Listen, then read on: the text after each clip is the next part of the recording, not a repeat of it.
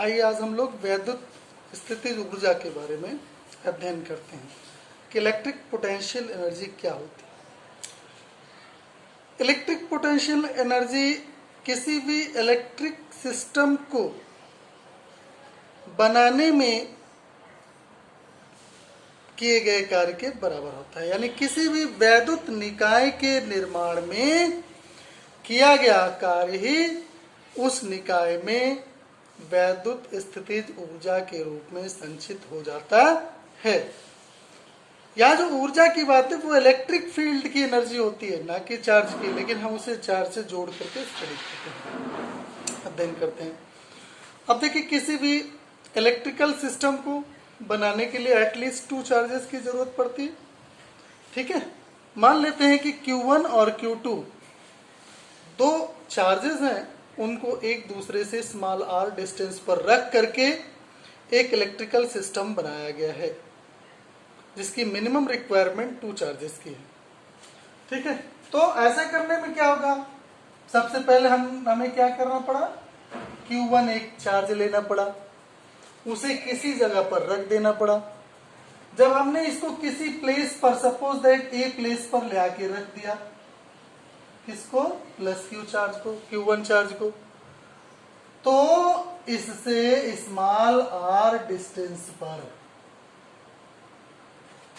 यहां पर एक इलेक्ट्रिक पोटेंशियल डेवलप हो जाएगा।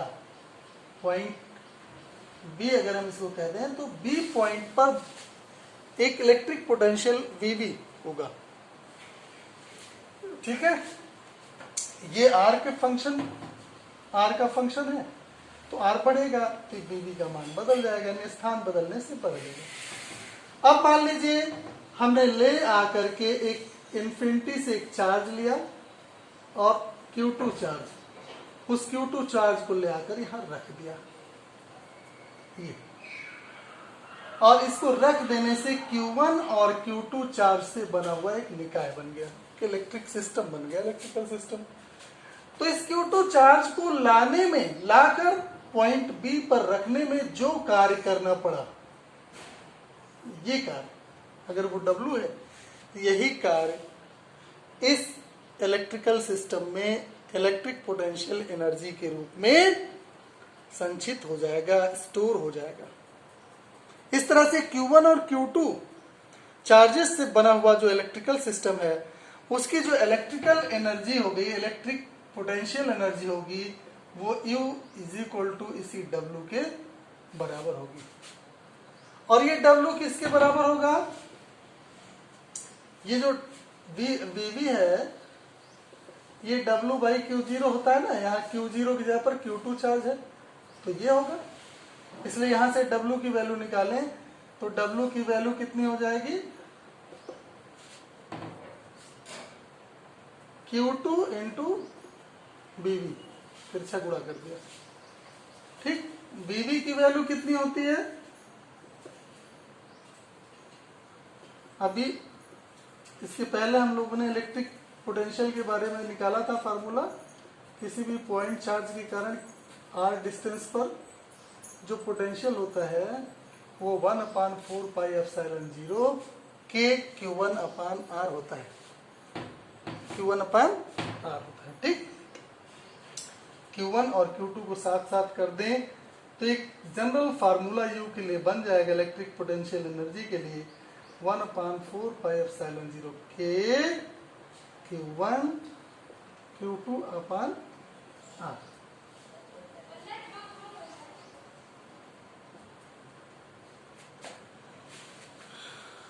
ठीक है, इसमें जरा ध्यान गौर करिए। Q1 और Q2 अगर दोनों पॉजिटिव होंगे तो U पॉजिटिव होगा। इलेक्ट्रिक पोटेंशियल एनर्जी होती है वो स्केलर क्वांटिटी है, तो Q1 और Q2 दोनों अगर सजातीय होंगे, सेम नेचर के होंगे, तो U पॉजिटिव होगा। और अगर दोनों विजातीय होंगे, एक पॉजिटिव हो दूसरा नेगेटिव, अलग अलग नेचर का, तो U की वैल्यू क्या आएगी, नेगेटिव आएगी। ठीक, नेगेटिव कब आएगी, जब दो चार्जेस अपोजिट नेचर के होंगे, और जब अपोजिट नेचर के होते हैं तो उनके बीच अट्रैक्शन काम करता है, तब U की वैल्यू माइनस में यानी लोएस्ट आएगी।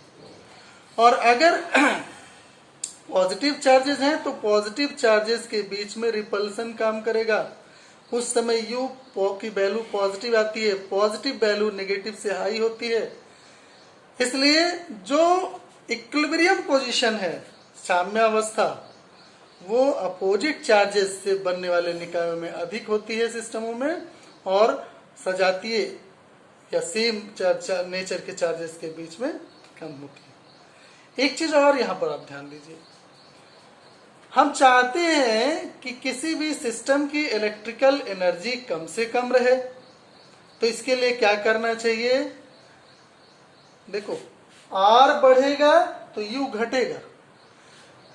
Q1 और Q2 जब दोनों पॉजिटिव होते हैं तो U की वैल्यू पॉजिटिव मिलती है। इस पॉजिटिव वैल्यू को कम किया जा सकता है दूरी बढ़ाकर R को बढ़ा दीजिए, तो ये पॉजिटिव वैल्यू Q1 और Q2 से बने हुए निकाय के लिए जो होगी इलेक्ट्रिकल पोटेंशियल एनर्जी की, वो घट जाएगी। क्या होगी? घट जाएगी। ठीक, तो अगर हम किसी भी सिस्टम की इलेक्ट्रिक पोटेंशियल एनर्जी यानी वैद्युत स्थितिज ऊर्जा को न्यूनतम रखना चाहते हैं, तो जो सजातीय आवेश होते हैं, सेम नेचर के जो चार्जेस होते हैं, उनके बीच की दूरी अधिक रखनी चाहिए। इसी तरह से विजातीय जो चार्जेस होते हैं, विजातीय चार्जेस की में अगर आप जो निगेटिव चार्ज कहते हैं, निगेटिव इलेक्ट्रिक पोटेंशियल होता है, निगेटिव वैल्यू, उसको अगर आप कम से कम रखना चाहते हैं, न्यूनतम रखना चाहते हैं, तो R को घटा दीजिए, नेगेटिव वैल्यू बढ़ जाएगी। ठीक है ना?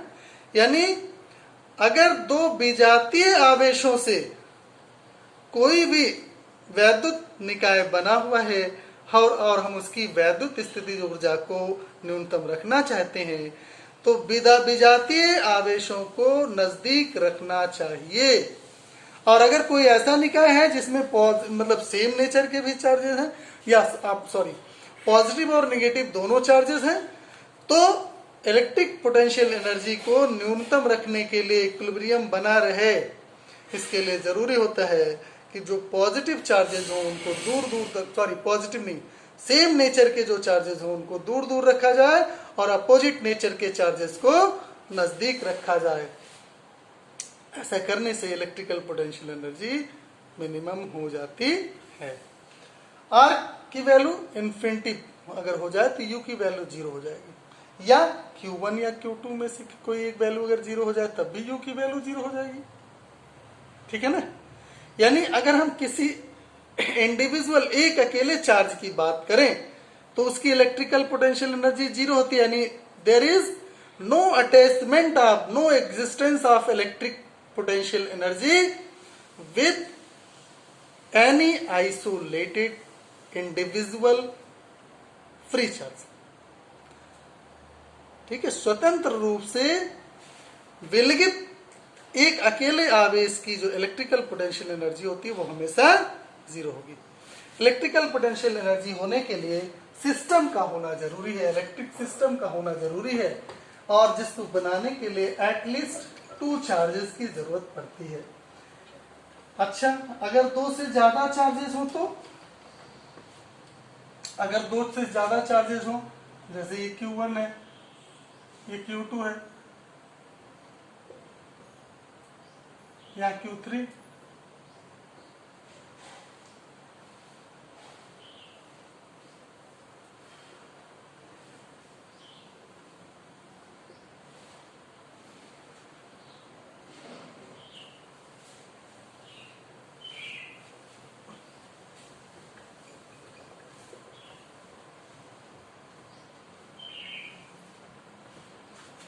ऐसी स्थिति में जितने पॉसिबल पेयर बन सकते होंगे उतने इलेक्ट्रिक पोटेंशियल एनर्जी इसके साथ इन्वॉल्व होगी। जैसे एक पेयर ये बन सकता है, एक पेयर ये बन सकता है, एक पेयर ये बन सकता है, तो इसमें टोटल एनर्जी क्या होंगी? 3 होंगी। U जो होगा वो U1 plus U2 plus U3 होगा। ठीक, U1 यहाँ,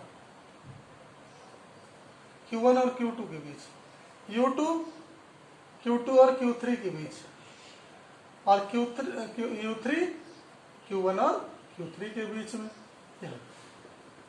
जितनी पॉसिबिलिटीज होंगी चार्जेस के पेयर की, उतने इलेक्ट्रिक पोटेंशियल एनर्जीज होंगी, और उन सबका जो रिजल्टेंट होगा वही net electric potential energy of system होगा। अगर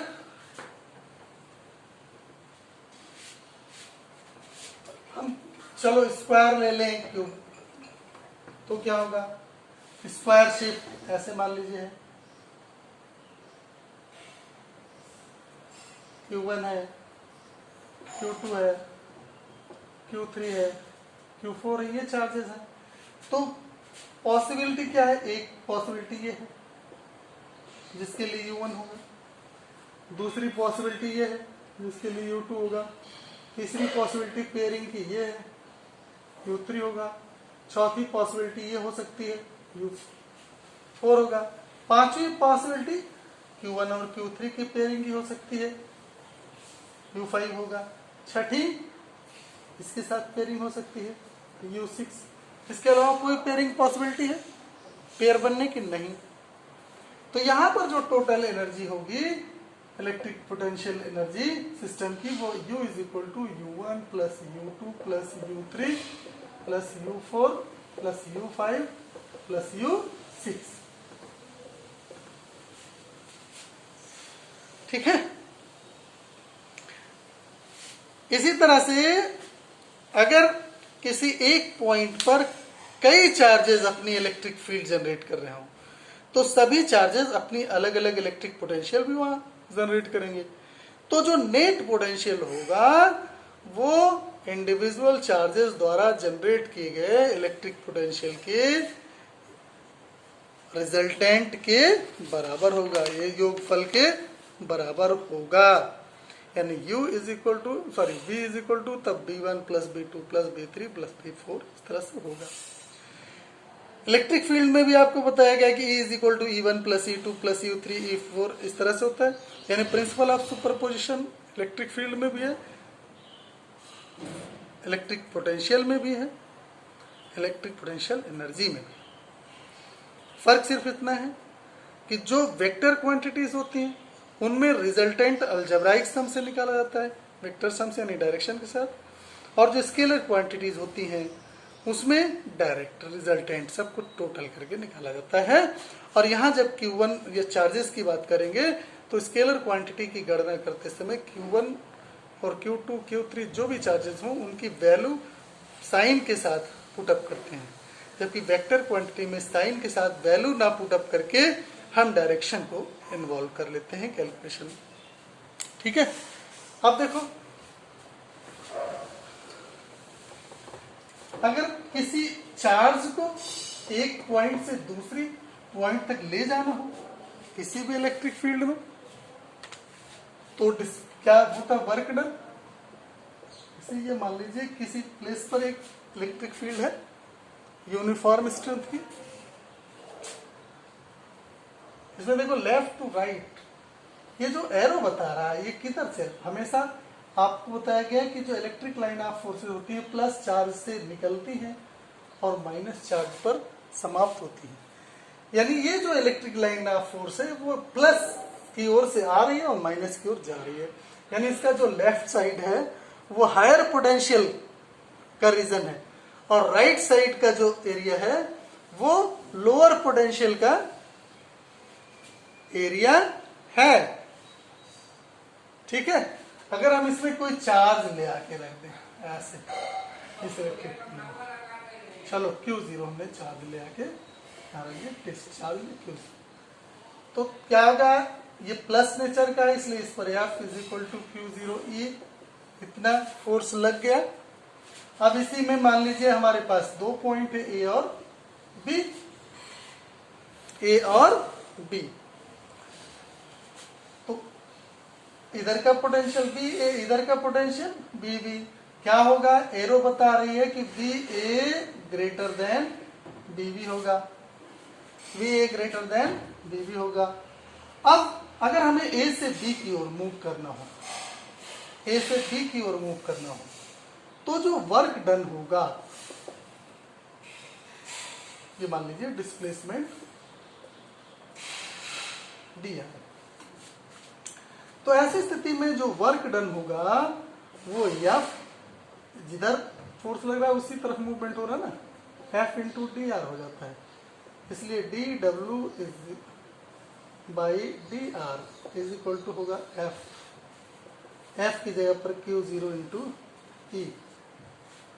ठीक है, क्यू जीरो इंटू ई।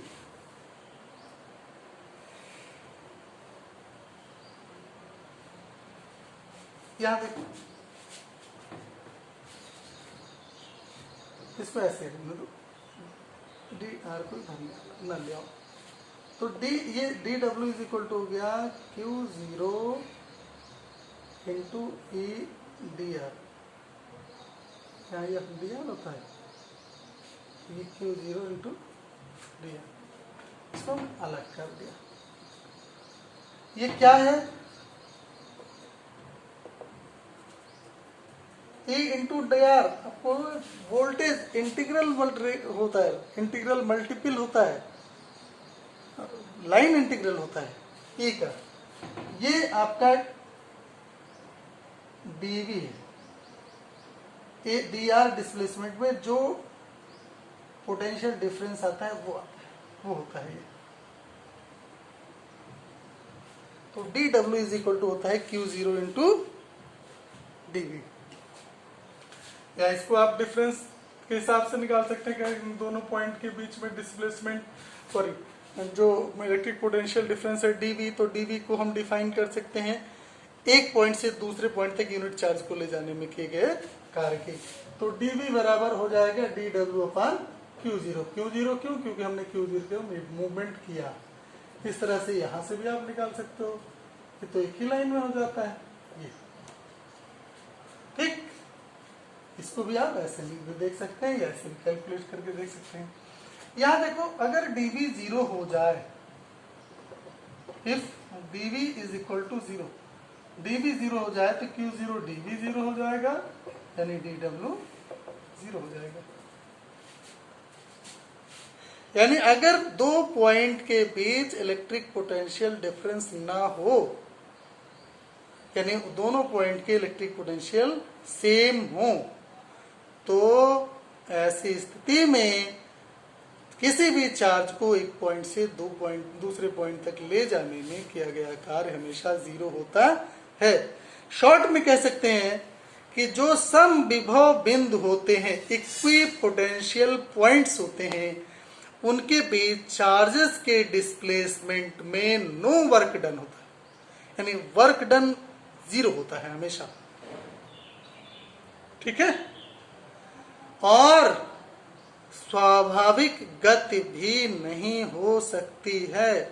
इक्वी पोटेंशियल पॉइंट के बीच कोई भी चार्ज स्वयं स्वाभाविक रूप से गति नहीं कर सकता है, और अगर किसी एजेंट को बाहर से ये मूवमेंट कराना पड़ा तो उसके द्वारा किया गया कार्य जीरो होगा, work done equal to zero होगा। ठीक, यानी मूवमेंट के, सॉरी, किसी भी चार्जेस के जो स्वतः गति के लिए, किसी भी आवेश की स्वतः गति के लिए विभवांतर का होना जरूरी होता है। ठीक है, देखो इसको आप ऐसे समझ सकते हो कि जैसे आप बैटरी का केस ले लीजिएगा तो इसको आप बेहतर समझ सकते हैं। एक छोटा सा उदाहरण लेते हैं बैटरी।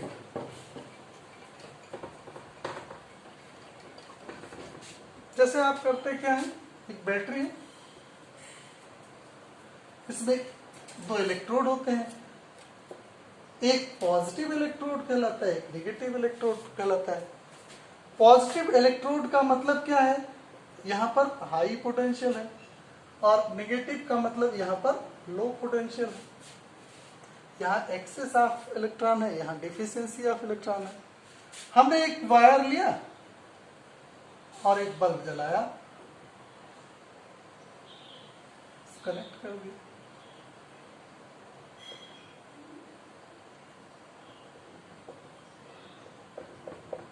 इस बल्ब को हमने जलाने के लिए सेल के इलेक्ट्रोडों को एक दूसरे से कनेक्ट कर दिया।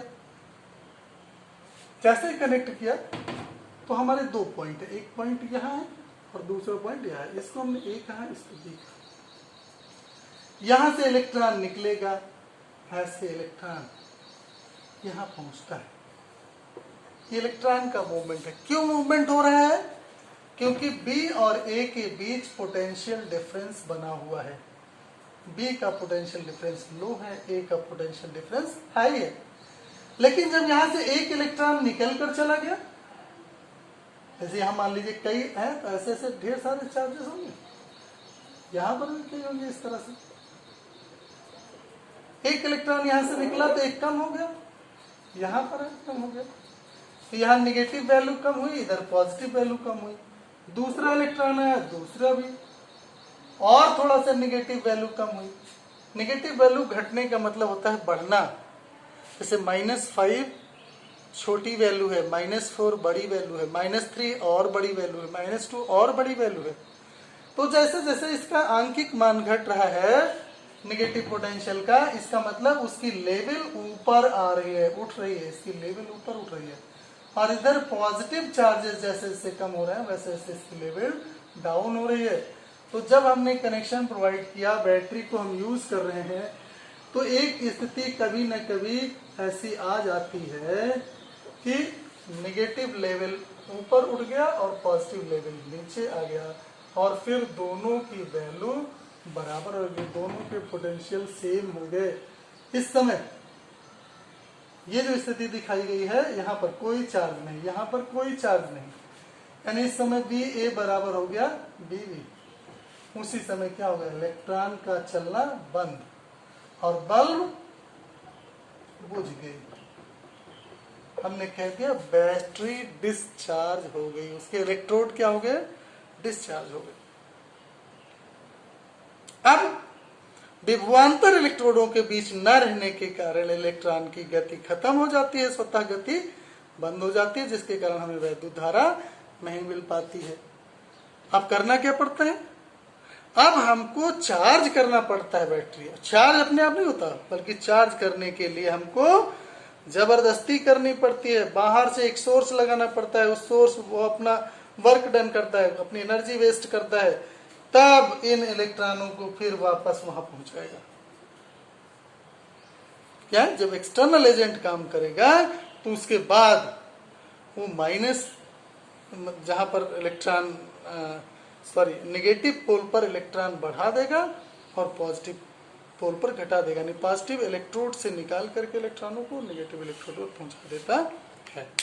तो जो बैटरी का डिस्चार्ज हो जाने की बात है, वो इक्विपोटेंशियल पॉइंट, इलेक्ट्रोड के जो पॉइंट्स हैं वो इक्विपोटेंशियल पोजीशन में आ जाते हैं, जिसके कारण जो स्वाभाविक गति है इलेक्ट्रॉन की वो बंद हो जाती है। इसलिए आप समझ लीजिए कि जो वैद्युत विभव होता है वो वास्तव में इसी वैद्युत ऊर्जा स्तर की ही माप करता है। ठीक है?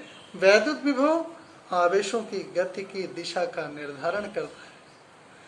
आवेश की गति के लिए वैद्युत विभवांतर होना जरूरी है। आवेश हमेशा धन आवेश उच्च विभव से निम्न विभव की ओर और ऋण आवेश निम्न विभव से उच्च विभव की ओर गति करते हैं। किसी निकाय की न्यूनतम ऊर्जा रखने के लिए, न्यूनतम वैद्युत ऊर्जा रखने के लिए जो सजातीय आवेश होते हैं उनको दूर रखना चाहिए और विजातीय आवेशों को एक दूसरे के करीब रखना चाहिए। एक अकेले स्वतंत्र आवेश का कोई वैद्युत ऊर्जा नहीं होती, इसकी कोई वैद्युत ऊर्जा नहीं होती है। वैद्युत ऊर्जा सिस्टम की होती है। इसके लिए दो या दो से अधिक आवेशों से बना हुआ निकाय जरूरी है।